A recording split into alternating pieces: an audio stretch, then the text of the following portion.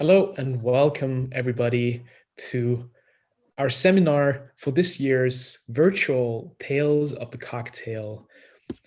We will be talking about media strategies, how we can reestablish meaningful relationships and refocus our attention on bringing value to wider audiences through the means of us all as communicators, media professionals, and operators in the bar, drinks, and spirits industry. Running successful media strategies and operations in a post-COVID world is what we want to discuss with a highly interesting panel of experts featuring editors, freelance writers, content creators, and public relations professionals. And we will just go through our panel right away so that everybody can introduce itself. But it is my pleasure and honor to welcome you to this particular seminar. And I'm delighted to be hosting this panel with Rachel Harrison, Vivian Pai, Liza Weisstuch, and Hamish Smith. My name is Reinhard. I'm an experienced designer, bartender, host, and spirits professional based out of Vienna, Austria. And I would love to hand over the word and the microphone to Rachel Harrison to start with the introduction round. Hi, I'm Rachel Harrison, and I own Rachel Harrison Communications. The last few years, our agency focuses on traditional public relations as well as digital marketing and social media. Thank you for having me. Vivian, over to you. Hi there, this is Vivian Pei. I'm American based in Singapore and I've been here for a while. I'm a freelance F&B specialist and I work with a variety of both F and the B of F&B. And most recently I have worked with World's 50 Best Bars as the Senior Academy Chair for Asia. And also last year, because of the pandemic, we started the Singapore Cocktail Bar Association in an effort to support the industry out here. And so that's taken up a fair amount of my time. That's it, and I'm glad to be here. Thank you. Liza. I'm Liza Weisstuch, freelance journalist based in New York. I write all kinds of stuff, F&B, travel, all kinds of stuff. And I contribute to the Washington Post, Boston Globe, New York Times, Whiskey Magazine, Whiskey Advocate, whatever, and whatever else will take me. Like the rest of you, I'm psyched to be here. Thank you, Reinhard. It is our pleasure. And last but not least, the one and only Hamish. Thanks for being with us.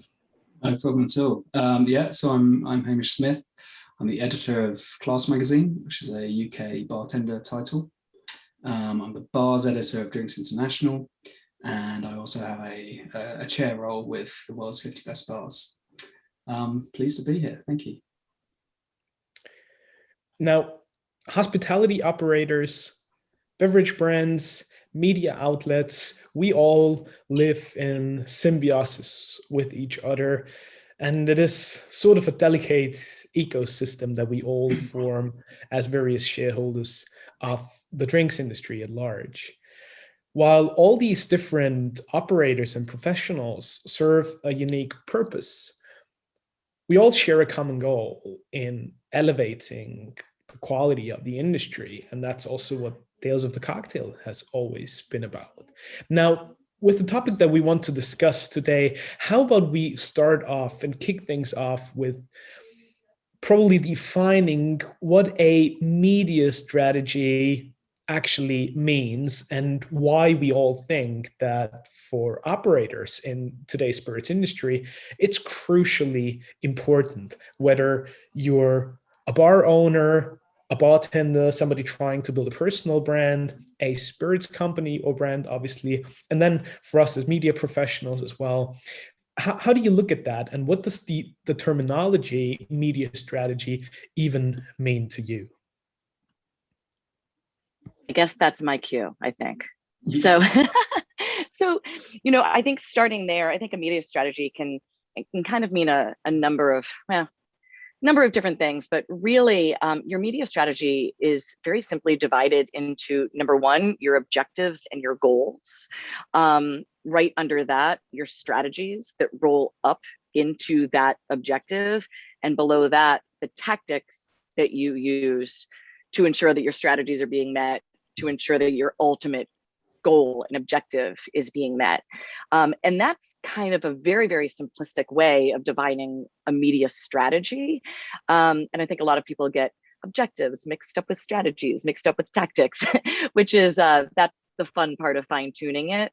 And I think a lot of people just think that objectives are sell lots of booze, when that's definitely one objective, but there are many others, ranging from finding investors to, to support your goals because you haven't launched yet, or you're just at the beginning phases, or perhaps making the people behind the brand more well-known because you want to do more brands. So there's a number of different objectives and goals that you can start with, but every media strategy has to start there. Objectives, goals. Now, since we have such a mixed panel and you all covering different parts of the industry through your writing work as editors, as freelancers, that is also something that I really want to have everybody as a takeaway from this session, how we all look at this differently and individually through your various experiences and your particular take on the industry. So I'm curious, Liza, as to do you see it slightly different than Rachel, or would you agree? And what does a media strategy for operators mean to you? Well, as a freelancer, I come from a different place. I'm excited to hear what Hamish has to say. And I think there's opportunity for dialogue between the two of us. I come from a place where I have to pitch too. So if you're an operator pitching me, I'm almost your liaison between your business and the editor.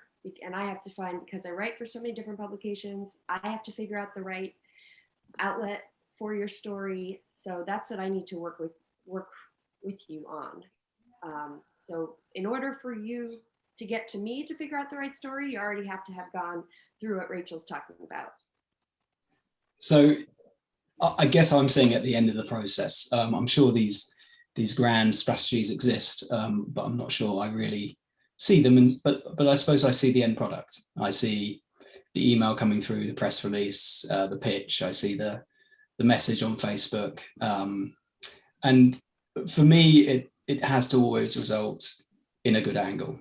I'm choosing what I publish based on the strength of the story. Sometimes it's also about the notoriety of the person involved or the bar, but it has to be interesting to readers. And how it kind of gets to that point, that's probably for Rachel to explain. But yeah, no, I just see what comes out the other end. Yeah, I think it's really interesting because sometimes clients will come to us and sometimes they don't realize why their product or their venue or whatever is interesting. They've poured their heart and soul into something and they've lived in it for so long. It's really hard for them to see what the outside world thinks because they're just so involved. So it's really fun for us to kind of dig deep and to listen to them talk and speak about how they conceptualize something or the story behind it. And then we'll go, hey, wait a minute, sorry, that's really interesting. Let's dig a little bit deeper into that. And then they're like, oh yeah, that is interesting. Oh, you're right. I completely forgot about it because we did that a year ago. And we're like, no, this is what people care about. Let's dial it back. Let's delve a little bit deep into that. And sometimes it's really funny. People forget why they're interesting. And I tell all of my clients, I said, the only people that you shouldn't be humble to is your publicist. Brag to me. Tell me why you're awesome. I'm never going to tell anybody you're saying this stuff, but you tell me why you're awesome. And then we're going to kind of bring it down because people forget the great things that they did a year ago because they just put one foot in front of the other. So it's our job as publicists to kind of look at it from consumers or journalists' point of view and say, no, that's cool, that's cool, that's cool. Let's take that all and let's put it into an angle. Let's put it into a press release. Let's put it into a story, and let's figure it out. And so, after developing objectives, kind of like we were talking about, we're going to interview our own clients, and we're going to come up with maybe 4 or 5 angles that all point up to what their goals are. And then those are what we're going to go to our freelance writers with, like Liza, or our in-house editors, like Hamish, but we'll go to those guys with those angles. And I would say, I've been doing it for 25 years. So 4 to 5 times it sticks. But a lot of times what happens is our writers, journalists, editors will come back to us and be like, I kind of like this, but what do you think about this? And did you do this? And I really more like this. And then we take that, go back to our clients, and then we define it even further. So if you have a really great relationship with writers that trust you and you trust them, it's a really fun relationship to then we go in and we make those stories stronger and better together, and then come back with something that fits with their angles, their magazines, who their readers are. Because, as we know, that all changes day to day, especially during a pandemic. So it's interesting what you said, Rachel. I think I was just going to say that Rachel touched about something that I thought was really interesting, is I think a lot of people do forget, she mentioned that people forget why they're so great. And I was just in the States, and I flew in and out of San Francisco. So I was, very, very lucky to be able to spend a little time with the Bermejo family of Tommy's Mexican Restaurant. They're in their 56th year of business. They've been doing the same thing over and over again for all these years. And so they really can't see the wood for the trees. So one of the things that, Julio's sister, Elmi, said to me was, Viv, I think, can you just have a look at our social media and just tell me what you think? And I just said, I just said, look, you just need to do something on a more regular basis. It doesn't have to be complicated, get it. You don't have to do anything, and I'm not their strategist, as it were, but I'm certainly, if they need a little help, I'm happy to have a look at their stuff. But I told them, you have loyal customers. You've been doing this for a long time. You have, bar none, the best tequila collection on the planet, probably. You have, the ambassadors to tequila and Julio. You have all these things, but you need to actually let people know. You have to remind people. And also, what you did 50 years ago to make you awesome, you might be bored with telling that story again. But the thing is that your 25-year-old writers and your 25-year-old consumers have no clue that existed. Right. So exactly. Maybe you don't tell that story over year, but maybe you might have to kind of rework that and keep putting it into your strategy like every 3 years, because you have to remind people what made you awesome to begin with. So, and you forget. I always kind of tell my clients, I'm like, you have to think about when I used to walk clients down the red carpet, you've got 10 video cameras set up and they're all from different television stations. And I would say, I know this is boring and I get it, but you actually have to say the same exact thing to every single one, because when they all cut it and edit it on all of the different channels, they're all happening at the same time. The consumer isn't going to see that you said the same thing to ET, that you said to E, that you said to X. They're going to see one of them. So you have to make sure that message gets across to all of them. And that's kind of what we have to do with all of our clients who have been around for 10 years, 15 years, 20 years, and 6 months. Remind them why they're awesome and have them keep saying it over and over again. And be consistent. Yeah. Rachel, if we go back to the drawing board, and in order to make the seminar very tangible and really helpful for all the people watching, let's say you're a brand new company, an upstart brand. There's no money or hardly any. What do you need to develop a media strategy, whether it is with another publicist or if you're creating your own PR kit?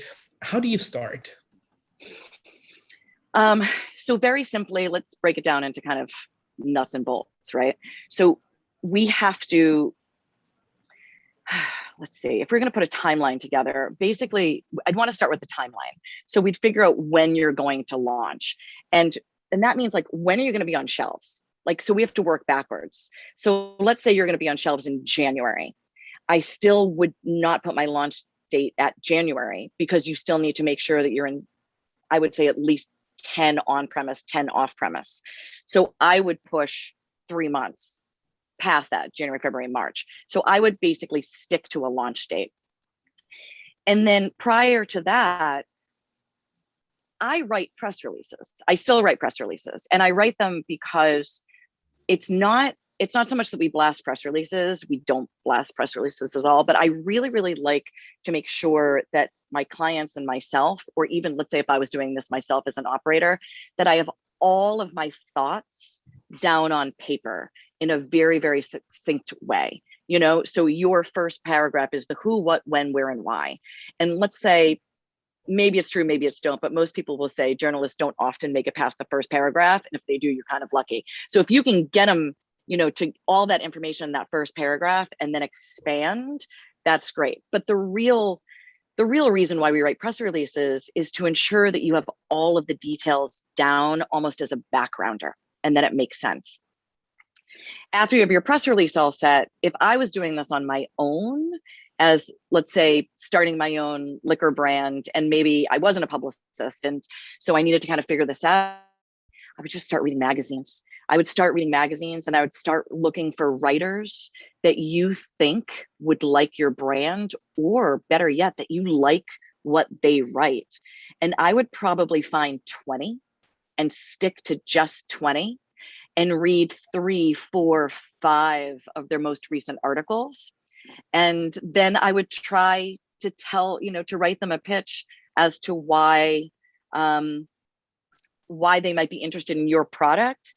But you have to make it in a way, it has to be connected to what they've written in the past. So it has to make sense to what they focus on. And it also has to make sense to their kind of personality and their readers.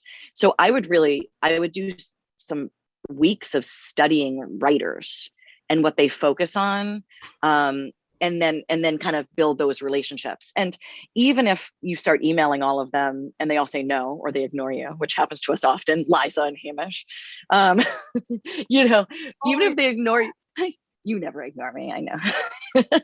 But, I mean, even if they do, there's something in the art of follow-up. There's something in the art of learning through failure. There's something in the art of learning through rejection.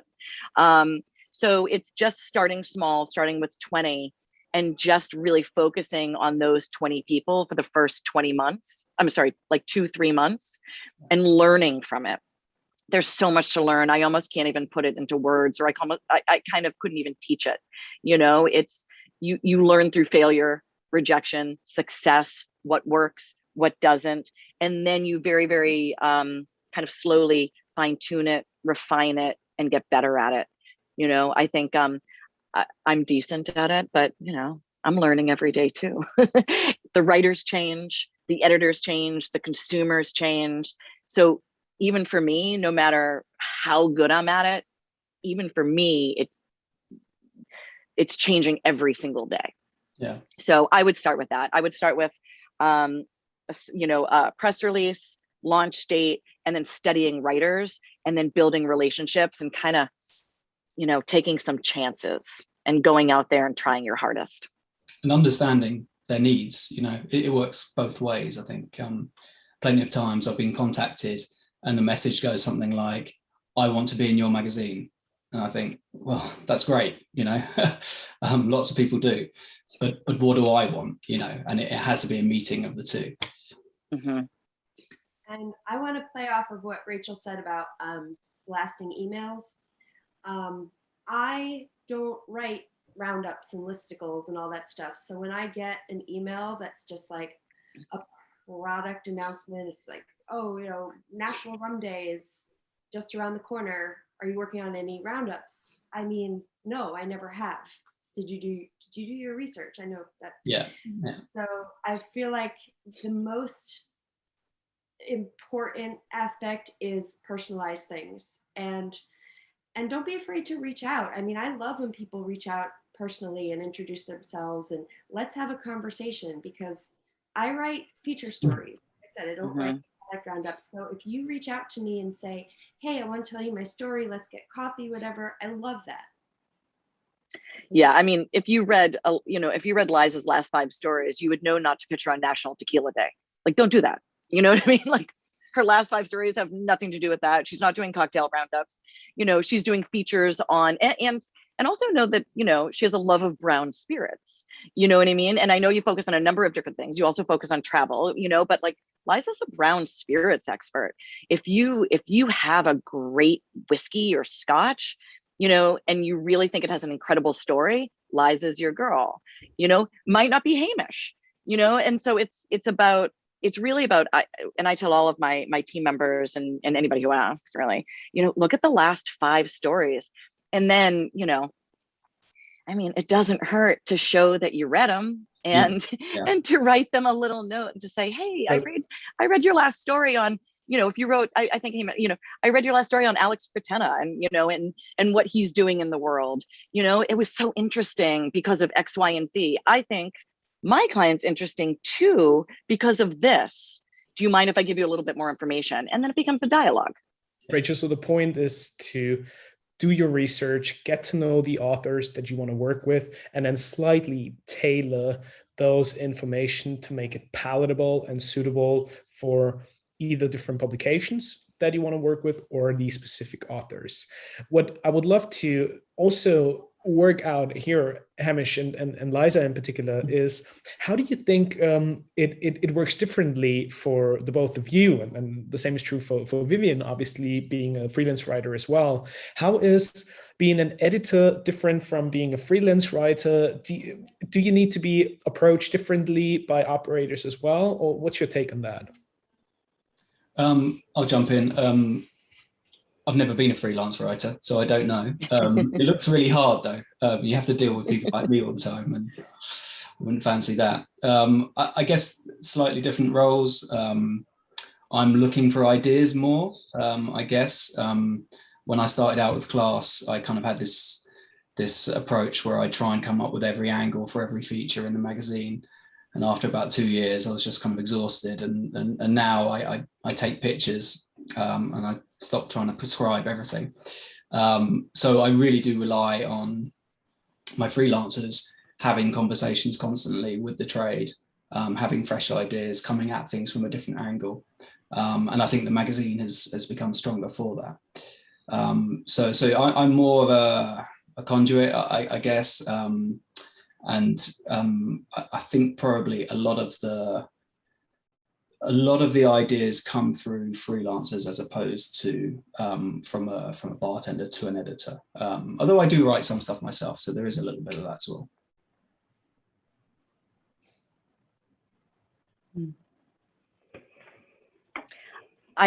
I would say also, in addition, this is both for operators, for publicists, for freelancers, I think for anybody.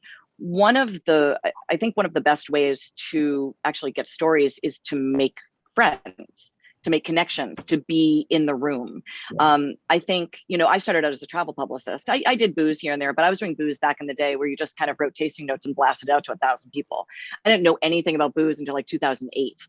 And then all of a sudden, a few of my bartender friends started pulling me into all of these cocktail competitions and then all of these events. And I became fascinated with ice.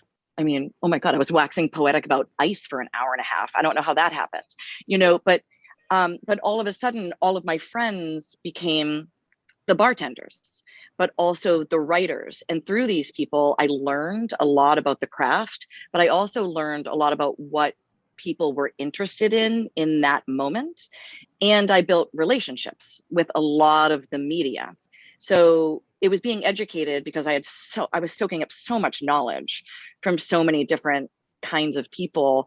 And then I had made friends with all these writers. And so I could send them an email and they would answer it because we had just met a week prior and maybe had a nice cocktail together or something. And I think that was really, really beneficial. But it's really about, I think, being a great pitcher alone, if you're awesome at it, is great. But I mean, I know for somebody like me, I was always decent at pitching, but my real strength came from the fact that I love people. and I like meeting new people, and I like learning things. So my strength came really from having that ability to build relationships, having an idea. And my journalist friends will still laugh at me a little bit because they're like, you're the last publicist to call me on the phone all the time. And so I pick up a phone and I'm like, hey, what do you think about this idea? And they're like, oh, yeah, that's cool. I like it. Tell me a little bit more. And then they'll like, put it in an email. I'm like, okay. So I do better in person and verbally. There's a lot of members on my team who are incredible writers, and they do better writing. Yeah. They don't want to be out till 2 a.m. drinking with their writer and bartender friends. So I think being in the room, going to Tales of the Cocktail, going to the events, doing the education, going to the cocktail competitions, meeting everybody, that will help. That'll really help get your liquor out there, your new product out there, to operators, to bar owners, but also to media. So I think that's also a really, really, really fun and educational and way to kind of get your product out there in the world. Yeah, make friends. Yeah, and I was just going to say, that's how I met Liza, was when she came to Singapore as media, and I actually was taking her out, because I wear different hats. So sometimes I do that. And I was, STB had asked me to take some people out.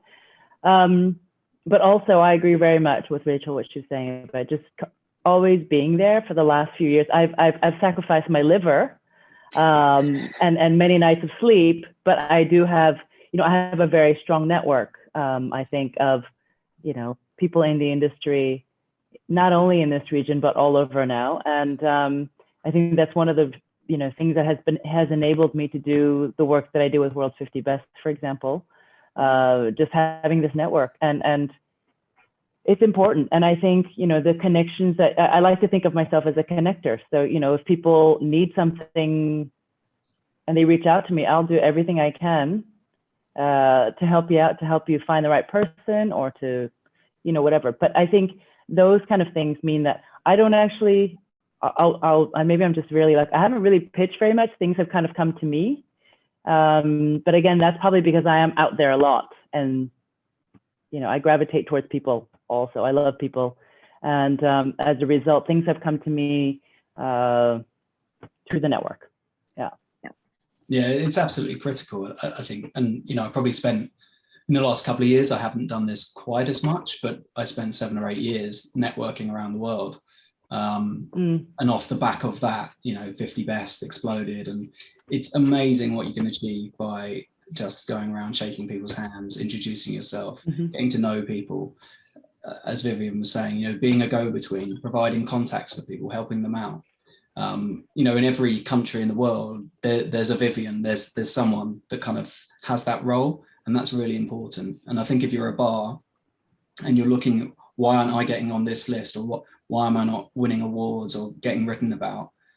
Are you kind of offering your services? Are you being that person when I go to Macedonia? Are you going to put your hand up and say, yeah, I'll take you around. I'll introduce you to people. Because the next time I'm writing, Macedonia was such a bad example, but the next time I'm writing about Macedonia, you'll be the first person I contact, and it just works like that. I think it's one of the most fun things about this industry is, you can go any place in the world and there's somebody who's going to put the bat signal out for you to say, hey, so-and-so's in, this place. And all of a sudden there's 100 people that want to take you out. But that helps with everything from getting people to know your brand, to launching your brand, to writers looking for stories, to operators looking for inspiration. It's, this industry is just full of connectors. And so it's one of the most fun to be involved with, but definitely being in the room, I think, is one of the most important things. And reaching out to your fellow hospitality friends. The connections and the connectors out here, we enjoy doing it. I think it's because we're all in hospitality, but it also helps with media, and getting your brand out there. And for me, it's like, yes, it's part of my business, but it's also become my life. Most of my friends are in this industry now. So that intersection is really fun and exciting, and it makes work all that easier. But I think that's probably another thing as far as media, you kind of have to make it your life. You have to get out there. You have to go to the events. You have to do the stuff. You have to do the work. You have to meet the people, and you have to like it. Yeah. You know, you shouldn't launch a brand if you don't like it, if you don't like the industry and if you don't like the booze, because people are going to see right through it. Rachel, I believe that's very much true for the entire topic in general. And when we talk about media strategies, it's got to be authentic. And I know authentic is a terrible word and it's so highly overused, but it has to be genuine. It has to be real. And especially when you're either pitching or just trying to get the word out there, it immediately shines through if it's not coming from here and if you're not truly passionate about it and truly living it, right? Yeah, and like I think like the network that we're talking about, this connection that we're making, I think is even more important now since people are not able to go to places in person. So, for example, recently, Karina Soto Velasquez from Candelaria and Marie Celeste in Paris, she reached out to me and said, our bar in New Orleans, Bar Marilou, we'd like to feature, we'd like to help give some exposure to our different friends, around the world. And, she reached out to me and said, can you recommend 3 or 4 bars that you think would represent Singapore really well? And then they're going to do like Singapore week or Singapore month or whatever. And when I thought about it, I really thought about, okay, who I thought, the people I think really are very passionate about. I also particularly thought about maybe the little guys, the independents, and the ones who are maybe a little bit newer. And so there ended up being 3, Sego House and Laut and Jigger and Pony's not so new, but the first and second best bar in Asia, I thought they'd have to be included. But so they did this really nice collaboration with a bar Marilou in New Orleans, and I think that wouldn't have happened without a network. Liza, I would love to bring you in and ask you a few questions that now came up during the conversation. First of all, when thinking about that social component, do you think as a freelance writer that's even more critical and more important? And then secondly, obviously taking into consideration everything that we lived through over the past 18, 20 months, like how does that component change and how could we probably create some best practices or the often mentioned new normal in terms of communication, meeting people, getting together, and ultimately then forming those media strategies through the new realities that we're all facing? Yeah, I mean, I think it's important regardless for anybody. I think it's important for absolutely anybody. Is it more important for freelancers? Possibly, because you don't have anyone to fall back on if you're just by yourself doing your thing in your corner. So it would probably, serve you if you were able to get out and build this, network. But now I think, the way to do it now, I think I think there are some guest shifts starting up now and stuff like that, but it's still not so easy to travel. I think one of the things that I've been doing in the last year is just, honestly, it's just checking in on people. Every so often, I just reach out, hey, how you going? Either by WhatsApp or giving them a call or whatever, what's happening with your business? How you guys doing? And just checking in, honestly, and as Rachel said, because I genuinely, like these people and am interested in hoping that they're doing okay, just through that. And I think that's how some of this stuff comes about, is just, caring. Now, Vivian just jumped in, but Liza, finally over to you with the question. Sorry. What's your take on things? No, it's all good. It's all good. We're all talkative people. Ultimately, we're media guys, right? So we love to talk, and it's brilliant conversation. Liza, over to you. Yeah, I mean, obviously not having boots on the ground has changed a lot, but I do the same thing. I check in with people. If I don't underestimate, I know everyone's moved into WhatsApp and Instagram and Twitter and stuff, but I don't undervalue Facebook. I mean, it's helped me a million times. I remember many years ago, I was going to New Zealand and I just posted something on Facebook. I tagged one of my New Zealand friends. Does anybody, where should I go? Whatever. Within 3 days, I had a week and a half planned out. I knew who I was meeting where and when. It was absolutely incredible. So yeah, network. I mean, network is just it all always boils down to network. And yeah, I've been checking in with people all over the world. How you doing? What's the situation? And yeah.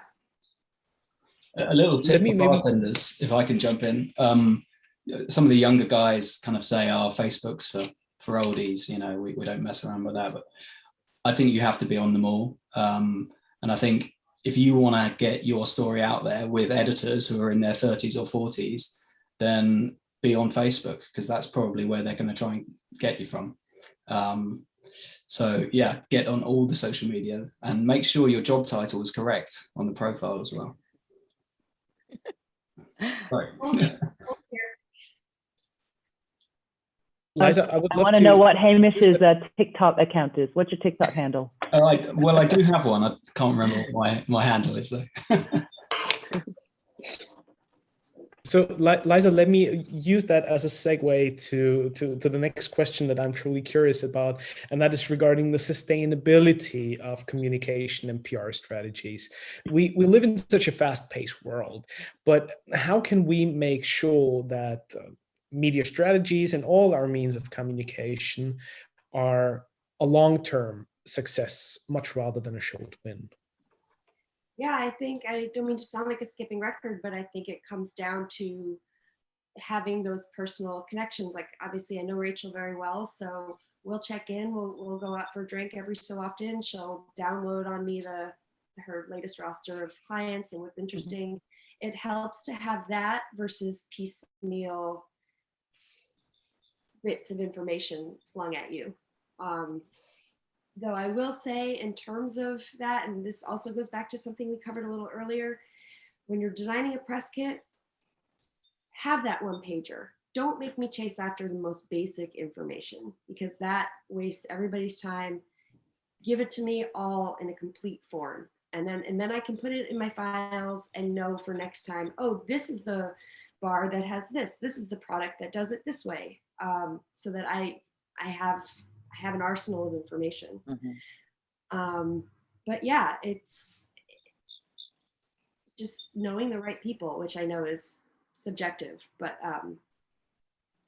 it helps to, and having check-ins, having regular check-ins. And that does become easier if you're somebody like Rachel with your own agency.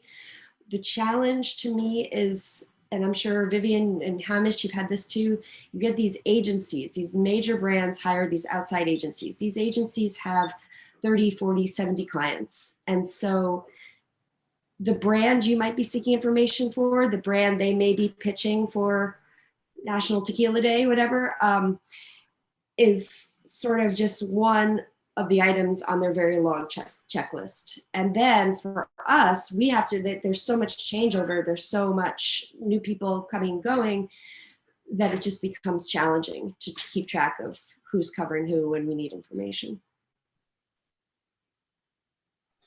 And I'd say also, like, because of the turnover, you have some very junior staff that you're dealing with, which is fine. Everyone needs to start somewhere, but the approach is very different when you're emailed by someone, and yeah, who obviously hasn't been in the business very long. I don't want to say it's insulting, but sometimes it's just a little bit, it grates on your nerves when you're like, yeah, I think I did that when you were still in diapers, but okay.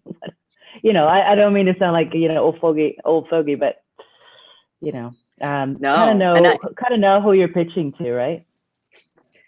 I'm lucky to say I don't have very much turnover, but but it's also, you know, I think, you know, I've been in the industry for so long, not so long, I've been 25 years, you know, is pretty long.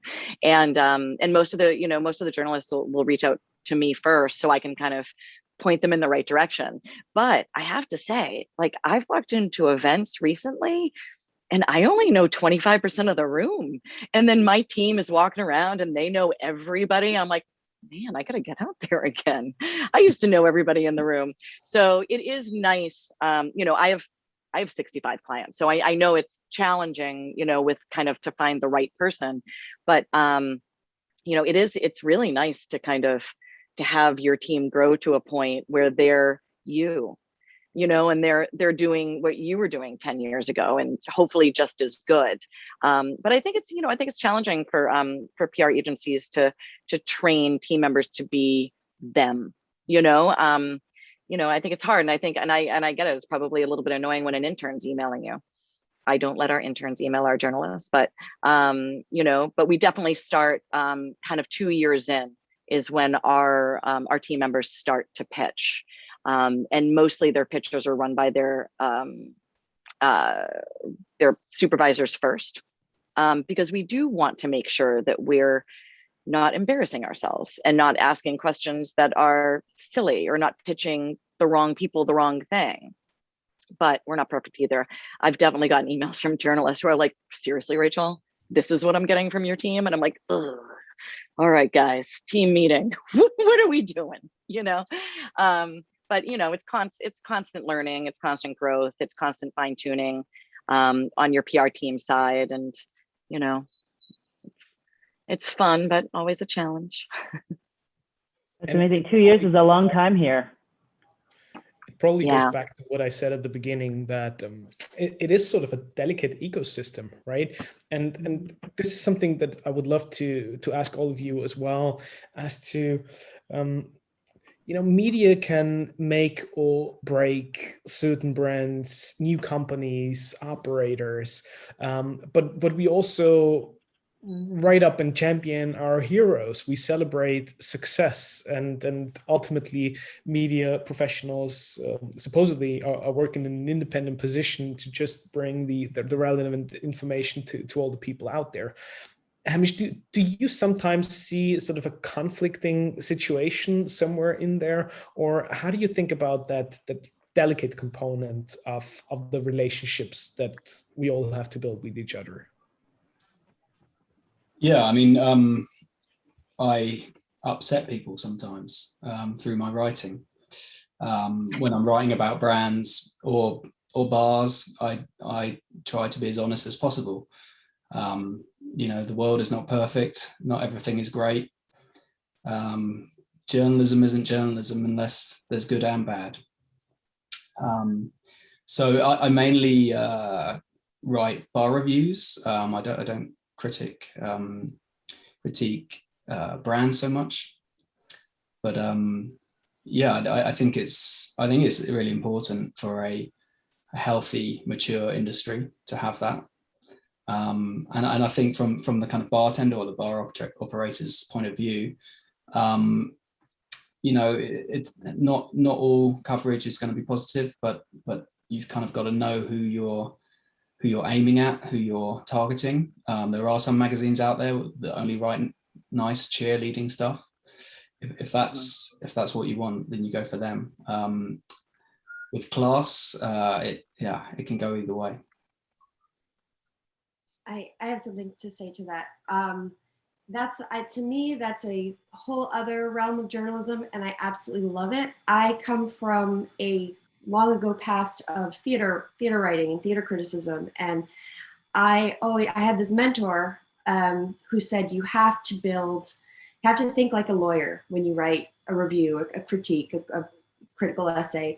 You have to think like a lawyer. You have to build your case, and there is nothing more infuriating to me than when I read, say, a movie review or a restaurant review, and it reads like consumer reporting.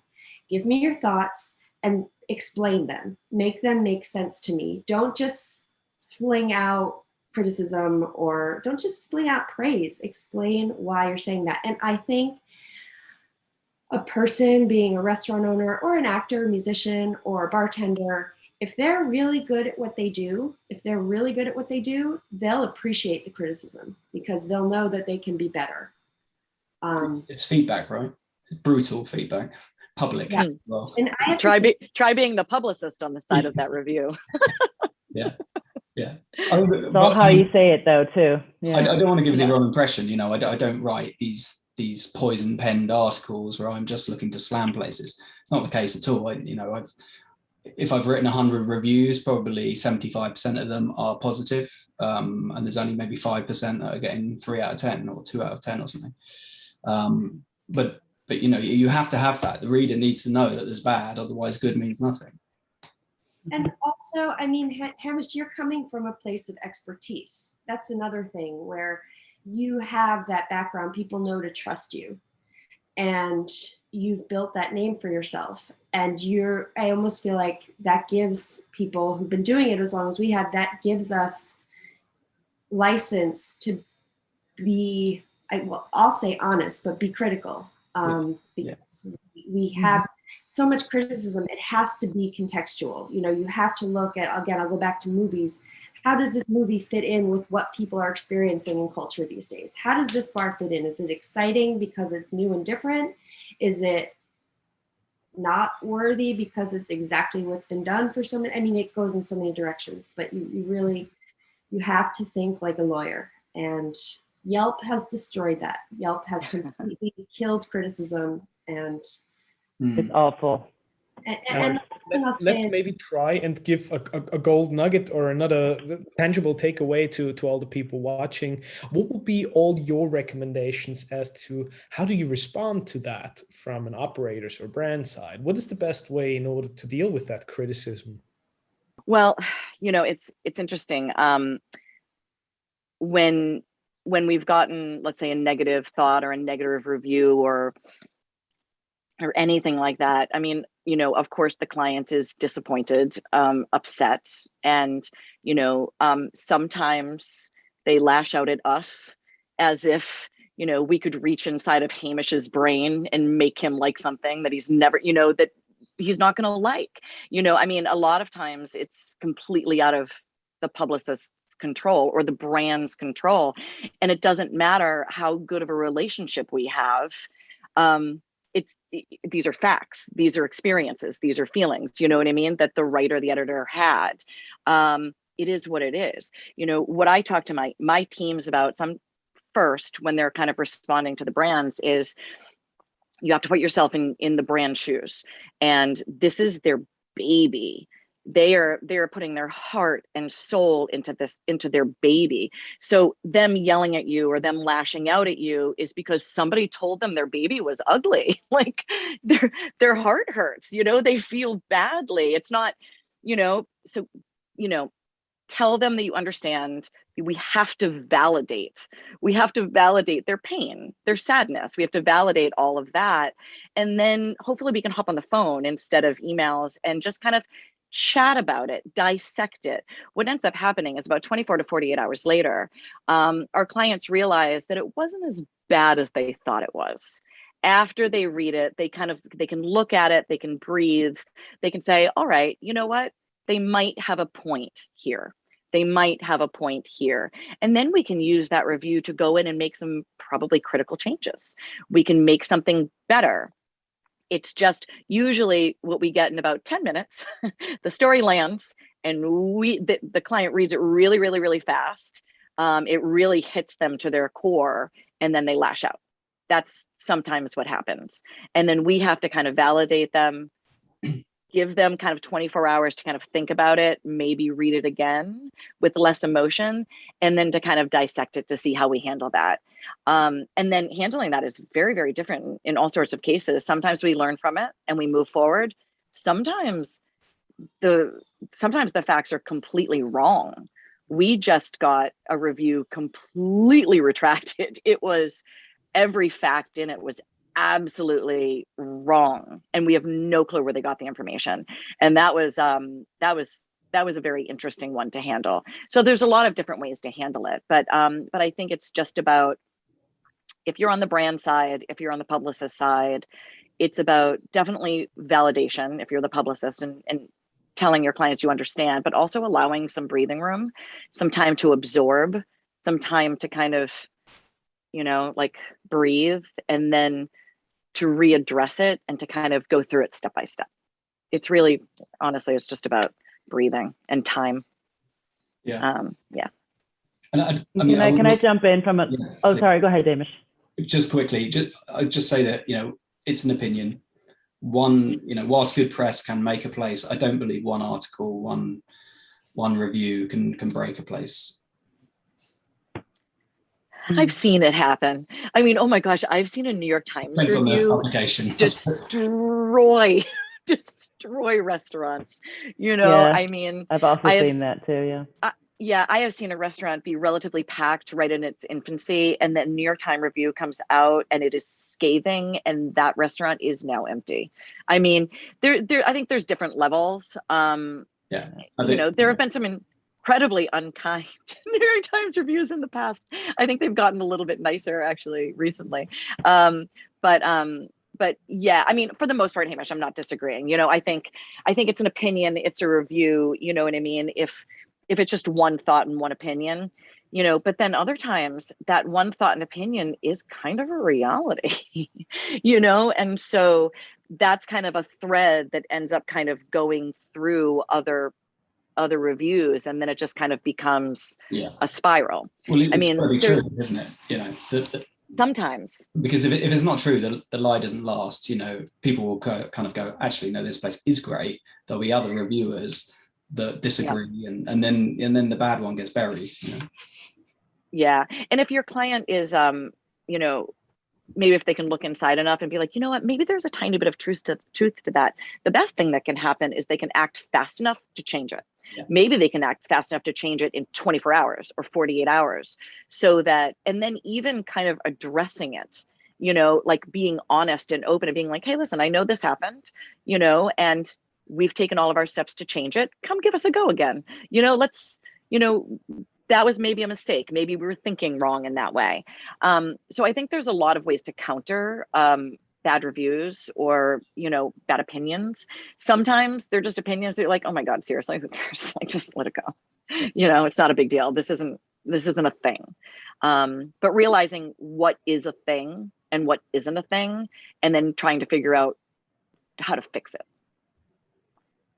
And on that note, I just wanted to jump in from an operator's perspective, just because I've done that side as well. Is, you know, I think there are some people whose critiques you probably should read, but I think when we mentioned Yelp earlier, that's one of those. It's like Liza was talking about movies earlier. The actors don't read their, you know, don't read them, honestly. Don't read the Yelp reviews. Yeah. Because I think most of it is pretty rubbish. I mean, if other people read it and tell you there's a consistent thread, maybe you need to go and look at them. And if you do have to reply to those kind of things, I mean, honestly, the other thing I will say is just be gracious, because I've seen some operators get really nasty back at, you know, customers. That also does not help you ever. Just be gracious, you know. You cannot win. No, you'll never win that one. So, you know, either don't answer or else just, you know, sorry, we'll try better next time, or something to, you know, I mean, just be gracious. I mean, that's all you can do, I think, in that case. And yeah, I think if it's, sorry. Kill them with kindness. Kill them with kindness. And, you know, sometimes if it's a one-off, you know, and maybe it's something that is fixable, inviting them back in, you know, and I know it hurts because I think like these operators are like, I hate that person, I hate them so much, you know, and but instead being, you know, writing back and being like, we're so sorry. You know what? I would have been disappointed too. Come back in and let us try to make it better. And I would say 9 times out of 10, when you do that, the writer who wrote that Yelp review will go home and delete it. Your service recovery is a big thing. If you can do your service recovery well, not only will they delete it, they'll be your champions. Mm-hmm. So, you know, it just really depends on how you handle it. Great points. One aspect that I would love to bring up, and that's also one of the beauties of our panel here, is that we're a truly international panel with Hamish and myself. We're over here in Europe. Vivian, you're in Singapore. Liza, Rachel in the United States. What about the international component of media strategies in general? And how can we all make sure that if you want to get international exposure, how do you handle that? With everything that you mentioned during this hour's seminar now, where do you factor in different cultures, different origins, different ways of communicating in all various parts of the world?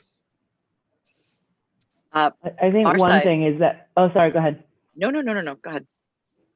No, I just want to say one thing I think you need to understand, especially when it comes to alcohol in this part of the world, is you have to understand the laws of the land, right? So in Thailand, you cannot advertise alcohol, Mhm. period. You can't show brands in any advertisements. So if you don't know that going in, you're in trouble. Hopefully you will know, but you know, it's a fairly big thing. But you know, just in general, you know, you have different places that you're going to have different. Number one rule is just to understand how that market works from that level, you know. And then, I mean, going in after that, you just have to, and again, also acknowledging that they're all so different. Thailand is not the same as Vietnam, which is not the same as Philippines, which is not the same as Indonesia, not the same as, you know, they're all different. Yeah, we're all Asia, but man, you know, Japan and Singapore, like this, you know. So acknowledging and appreciating the differences is also going to stand you in good stead. New York and Arkansas, like this. 100%. I was just in Iowa City, right? Iowa City, San Francisco, like this. So, yeah. And then getting even a little bit more micro, like understanding, you know, what the trends are of each country, as well as kind of your comp set. You know, I mean, I remember kind of studying, who knew that Spain was one of the biggest gin, you know, markets in the world, you know. So launching a gin in Spain is going to be a lot more challenging than launching, you know, a coffee liqueur, you know what I mean? Just because the market's a little bit more saturated, or maybe it's not, maybe they just want more gin because that's all they drink. So it's about going in and researching. I mean, there was a moment where, you know, the UK was really just buying up every American rye. And so launching a rye in the UK was a really positive, you know, most likely successful venture, you know. But again, launching a gin in the UK, you know, basically they have thousands of gins. So understanding kind of the market, understanding the comp set, understanding what you're getting into, what they drink. There are some markets that don't drink certain things, and trying to kind of, you know, it's just maybe their palate doesn't appeal to it. I remember when Moët and Chandon, we launched White Star in the United States, their champagne. The US was the only place that they launched it because it was made for a sweeter palate, because us Americans like a sweeter champagne. You know, so that was kind of interesting, but really understanding the market, understanding what people drink in those areas. And also, you know, probably the cities that have kind of the highest population. You just really have to go in and kind of like study the market and study the country itself. You can't just, the amount of people, the amount of clients who have come to try and launch in the United States from other countries. And they're like, oh, we're just going to launch in the United States. And I'm like, but what states? Who's your distributor? You know, when are you going to launch it? Who's your on-premise? Who's your off-premise? Do you have a sales team? You know, are you going to, they're like, well, we're going to do all the 50 states. And I'm like, yeah, so that can't really happen. You know, so where are you going to start first? And maybe I should connect you with somebody who knows more about these things, because launching in New York is way different than launching in California. So there's a lot of clients who come and want to launch their very successful Australian spirit in the United States. And we have very different, like Vivian and Liza were saying, you know, we have very different laws. We have very different cultures within every state as well, you know, so, you know, where is your best chance for success? So you have to build a strategy around the states too, like in which state you're going to launch in. So that's kind of interesting from a reverse about people coming into the US, but also going to other countries. And don't be afraid to reach out to the community. If you're a small brand, I mean, I think a bartender would be kind of flattered to, if you, maybe not, but if you are a small Australian gin, and reach out to American bartenders and say, what's going on there? Like, what, I've read this, I see these stats. What are you seeing? What are you thinking? What do you recommend? And I think that people appreciate you valuing their opinion. And it's using that network that we talked about earlier. Use the hell out of that network. For example, you know, Singapore 10 years ago had almost nothing in terms of craft spirits, right? And then Proof & Co. started bringing 28 Hong Kong Street, started bringing in, then they set up Proof & Co. But now it's not just Proof & Co. There's loads of distributors now. But, you know, for example, recently, you know, there's a couple of there's a vermouth brand from Europe who wants to come into Singapore. I know the guy, he's reached out to me. Can you introduce me to some distributors? Okay, so that's been done. They picked a distributor, and now he's reached out to me again. Okay, now we're thinking about launching, and you know, media, and what do you think, and what venues do you think we should, whatever, and can you work with a distributor? So, you know, I mean, I think they were smart in that they realized that, number one, they can't physically be here at the moment, but also just try to find people on the ground who understand the market. And from the bar side, you know, if you're looking to get international exposure, if you want to be part of the kind of global community, I think you need to probably approach things slightly differently. You're then not really competing locally or nationally. You're competing with bars around the world. So, you know, it's no good saying, hey, we've got this great speakeasy. It's packed every night. We have live jazz. You know, we've had Nightjar for 10 years, 15 years. Like that's not new. It's not better. It's just something we already know. That's great though. You know, if you've got a busy bar, that's the main thing, but maybe it's not right for the international market. You know, maybe you're not going to get in 50 best by doing a tried and tested concept. I think to really pierce through internationally for bars, you have to do something completely unique, and more so something that's actually particular to your culture. For instance, Alquimico in Colombia got into 50 best last year. You know, an amazing bar in a mansion over 3 stories. They have their own farm. They produce all their own ingredients. You know, there's a real story there. There's something that we cannot do in London, and they're not doing in New York. So yeah. It goes back to the kind of original principles of news. You know, it has to be new. It has to be unique. Yeah.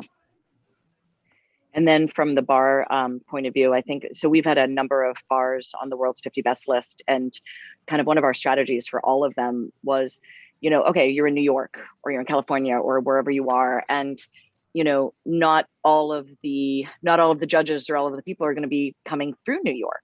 So let's find a way to bring your bar experience to them. So we've done tons of pop-ups or experiences at, you know, trade shows around the world, or in London at London, you know, Cocktail Week, or at in Russia and Hawaii. And, you know, we've basically brought our bars or our restaurants or whatever it is, you know, to other cities around the world. And again, then it kind of leans into relationships. So you have your pop-up bar in London and your 3 principal bartenders are running it. Well, they're meeting all of the other bartenders and all of the other media. So then, I don't know, maybe I will go to New York. I know these people. Or when that person does go to New York, they want to go there because they met somebody and they want to say hello again. And so you're enticing them to come in and try your product in your home spot, in your brick and mortar spot. So doing pop-ups, I think for us, we do that for brand awareness. We definitely do it for international press. So, you know, we would pitch it out to all, if we were doing a pop-up in the UK, we would invite every single member of the UK media, from travel to spirits to lifestyle. They're all writing destination pieces too. When you're in New York, go to Katana Kitten. You know, it's like, it's kind of, so you get the press there, but also just by getting a whole bunch of people to try you out, almost like sampling, when they do go to your city, they're going to come visit you. So it's an awareness tactic and a press tactic all together. Brilliant. Now, since we're coming to a close for this wonderful panel, I would love to take a little glimpse into the crystal ball together with all of you. And I would please ask you to give us a short statement on the following. Liza, I would love to start with you. When you look ahead into the future of the industry on a more holistic level, the way we all communicate, and in particular post-COVID, what do you think will be the short and mid-term evolutions and the things that will dramatically change now that we lived through all of these obstacles? And what would you like to see personally for the better of the industry so that we can all evolve and grow as spirits lovers, drink lovers, and cocktail enthusiasts? I'd like to see a lot more collaborations. I think that's I think then it could go either way. It could get super competitive and everybody out for their own, or it could be like, this alliance of bars in all these cities are doing this together, and that alliance of bars in all of those cities. I mean, how cool would that be to just be able to like zoom out on a globe and just see these connector points of these different sort of pathways or whatever. I just want to see everybody come back and succeed. I mean, I'm so worried about everybody. But I think hopefully I know this is very idealistic, but hopefully a resumption of some sort of sense of normalcy too, by which I mean, I don't want to be talking about recovery. I don't want to be writing about how this bar came back for the next 6 months. I'd like to see, but I also want to be sensitive and don't want to ignore the extreme hardships everyone has gone through. But I think if I could write a trends piece about some cool new whatever smoking tactic, that would be cool if I didn't have to talk about COVID for a little while. And yeah, and just by the way, I would like everybody to know this is Iowa, and I think the fact that this picture keeps moving is it's trying to tell me like, come pay attention to me, come hang out here with me. So that's in Iowa. That's where I just was. There you go. Iowa City's cool. Iowa City's pretty cool, actually. Iowa City specifically. No, this is Iowa, Scotland. Oh, Isla. Sorry, I heard Iowa. Oh God, I can't hear. I'd like to go. I'm supposed to go there with you. We will. Yeah.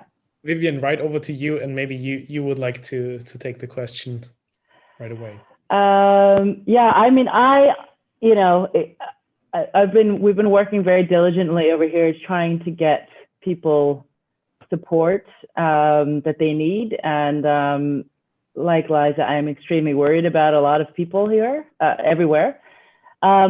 What I would like to see is a bit more recognition of our industry, and that we don't just serve food and drinks to people. That the places that we represent, that we write about, that we go to, they're places where, people go to celebrate, people go to commiserate, people, all sorts of things happen in restaurants and bars. It's not, and this is one of the things we're trying to get across to the government in Singapore as well. As one of our, we've recently put out a letter to the government, just trying to, hopefully that they can, make them understand that it's more than just sustenance. It's more than just, physical, it's emotional sustenance. It's more about making these it's a place where people go to make connections, where people go to socialize, to, like all the things that I was saying. So I would like more recognition of that, and recognition of that from government, from with, through support of the industry. Singapore government has been pretty good in certain respects, but I still don't think there's an understanding of exactly what F&B is about and all that it provides to society. So that's definitely one thing. And I also just would like to see a bit more normalcy. I think I think we'll probably all have that on our minds. But yeah, I want to go see my friends all around the world. Thank you, Vivian. Rachel, brief final thoughts from your end. I think what I'm seeing, people are eating and drinking a little bit earlier. People are starting around 5 these days, which is kind of fun. Instead of ending at 4, maybe they're ending at midnight. But also that it allows for longer hours of revenue. I mean, I remember restaurants and bars were dead at 5. So having them be a little bit more full allows a little bit more of a flow of revenue, I think, for longer kind of time periods when the staff is there. In addition, space at bars. I think that space, in New York, I mean, I remember, trying to sit down on your table, I would like wipe out an entire kind of wine collection over at the next table with my butt. Like now they're allowing like enough space between tables that, people can actually kind of move a little bit easier. I think in New York, it's specifically, there's a little bit more space, a little bit less of allowing 4 deep at the bar. I think people we want to be close and we want to hug our friends. We just maybe don't want to have a stranger breathing on us, which is cool because I never really liked it. And then fun.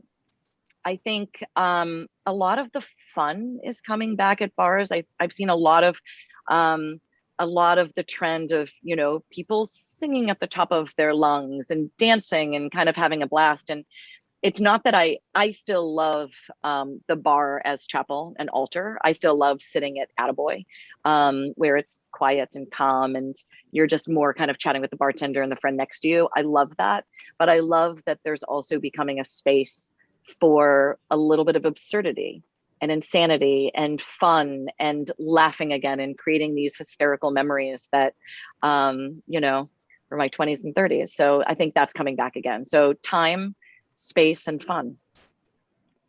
I'm so envious. We're in semi-lockdown, so we have none of that. None of that. Soon come, I hope. Sorry. Hamish, what could we all do for the better of the industry?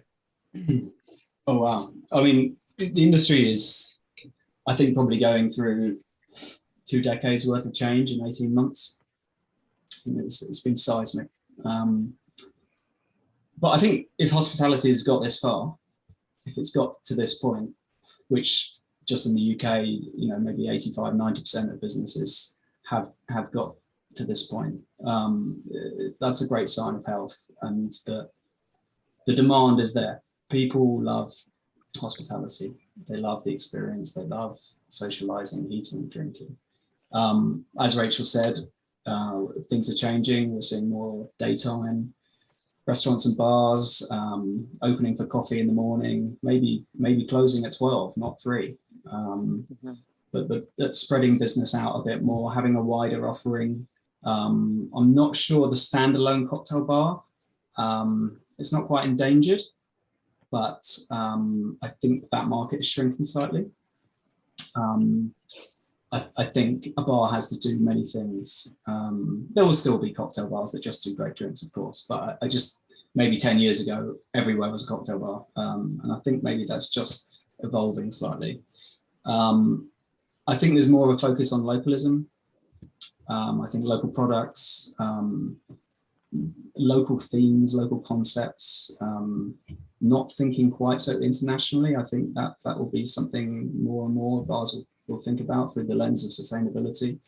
And then from a kind of a brand input side, I think the gravy train, I don't know if it's over, but it's slowing down. I don't think we're going to see bartenders flying constantly around the world.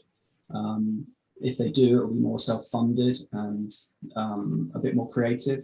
So maybe more collaborations between bars rather than just expecting whoever that brand is, Bacardi, Diageo, whoever it is, to kind of foot the bill. I think that's, the money just won't be there. So less travel, maybe. More digital education, more of a focus on social media. I think in terms of events, we might see smaller events which have a kind of a local identity. I think they could be more attractive to some people.